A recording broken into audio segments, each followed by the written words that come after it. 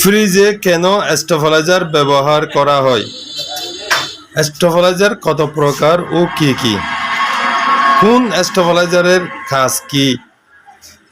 সম্মানিত ভিউয়ার্স, আসসালামু আলাইকুম। আশা করি ভালো আছেন, সুস্থ আছেন। আজকের ভিডিওতে আমি বলবো স্টেবিলাইজারের ব্যাপারে। শুরুতেই বলেছি স্টেবিলাইজার কত প্রকার ও কি কি। মূলত ফ্রিজের স্টেবিলাইজার দুই প্রকার। আমি দুটোই রেখেছি যাতে আপনারা বুঝতে আপনাদের সহজ হয়। একটা হলো স্টেবিলাইজার, এটা হলো শুধু স্টেবিলাইজার, আর এটা হলো ভোল্টেজ স্টেবিলাইজার। এখানে লেখা আছে, আপনারা দেখেন, অটোমেটিক ভোল্টেজ স্টেবিলাইজার। তো স্টেবিলাইজার দুই প্রকার, যেমন বললাম ভোল্টেজ স্টেবিলাইজার এবং স্টেবিলাইজার। কোনটার কাজ কি? প্রথমে বলবো শুধু স্টেবিলাইজারের কাজ কি, এটা কেন ব্যবহার করা হয়। সম্মানিত ভিউয়ার্স, এই স্টেবিলাইজার ব্যবহার করা হয় শুধুমাত্র একটি কারণে। সেটা হচ্ছে, আপনারা এখানে একটা বটন সুইচ দেখতে পাচ্ছেন। উপরে লেখা আছে 10 সেকেন্ড, নিচে লেখা আছে 3 মিনিট। আমরা যদি 10 সেকেন্ডে সুইচটা দিই, বিদ্যুৎ চলে গেছে, আবার আসছে, আবার আসার সাথে সাথে ফ্রিজে বিদ্যুৎ কানেকশন যাবে না। 10 সেকেন্ড ধরে থাকবে এই স্টেবিলাইজার। 10 সেকেন্ড পরে ফ্রিজে বিদ্যুতের কানেকশন যাবে, ফ্রিজ স্টার্ট হবে।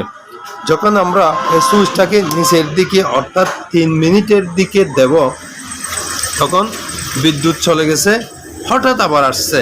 1 মিনিট পর, 2 মিনিট পর, 3 মিনিট পর হঠাৎ আবার আসছে।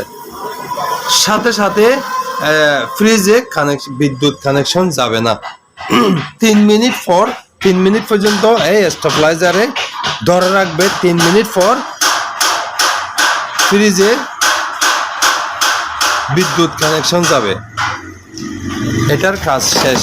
এটা শুধুমাত্র এই জন্যই ব্যবহার করা হয়, যেটা আমি বললাম। এখন আসুন, ভোল্টেজ স্টেবিলাইজারের কাজ কি।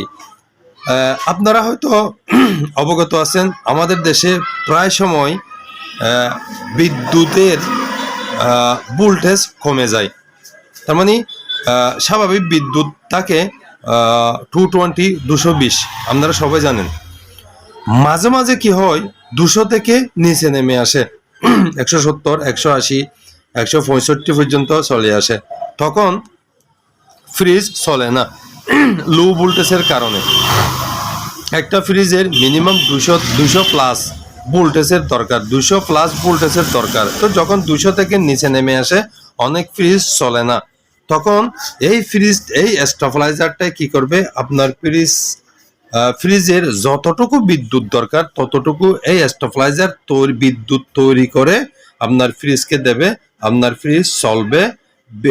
বিদ্যুতের ভোল্টেজ কমে গেলেও, 200-এর নিচে চলে গেলেও, এই স্টেবিলাইজার আপনার ফ্রিজকে বিদ্যুৎ বাড়িয়ে যতটুকু চাহিদা, যতটুকু দরকার, একটা ফ্রিজের জন্য বিদ্যুৎ যতটুকু দরকার ততটুকু বানিয়ে দেবে এই স্টেবিলাইজার। সাথে সাথে ওই স্টেবিলাইজারের যে কাজটা আছে 3 মিনিট এবং 10 সেকেন্ড ধরে রাখার, এটা সেই কাজটাও করবে এই স্টেবিলাইজারে। এখন আপনারা হয়তো বুঝছেন, এই স্টেবিলাইজারের দুইটি কাজ। একটা হলো বিদ্যুতের ভোল্টেজ বাড়িয়ে দেয়া, আর একটা হলো ওই নর্মাল স্বাভাবিক স্টেবিলাইজারে যে কাজটা করে 3 মিনিট অথবা 10 সেকেন্ড ধরে রাখে। বিদ্যুৎ আপ ডাউন করলে একবার চলে যায়, লোডশেডিং করলে একবার চলে যায়, হঠাৎ আবার আসে, হঠাৎ আবার চলে যায়, হঠাৎ আবার আসে। এই কাজটাও এই স্টেবিলাইজারটা করবে। এখন হয়তো আমি আপনাদেরকে বোঝাতে পেরেছি। তারপরে যদি আপনারা না বোঝেন, আমাকে কমেন্ট বক্সে জানাবেন। আমি ইনশাআল্লাহ আপনাদেরকে পরামর্শ দেবার চেষ্টা করব। তো বন্ধুরা, ভালো থাকুন, সুস্থ থাকুন, নিরাপদে থাকুন। আশেপাশের মানুষকে নিরাপদে রাখার চেষ্টা করুন, শান্তিতে রাখার চেষ্টা করুন, নিজে শান্তি থাকুন। আসসালামু আলাইকুম। আমি রমেশ রাজা। আল্লাহ হাফেজ।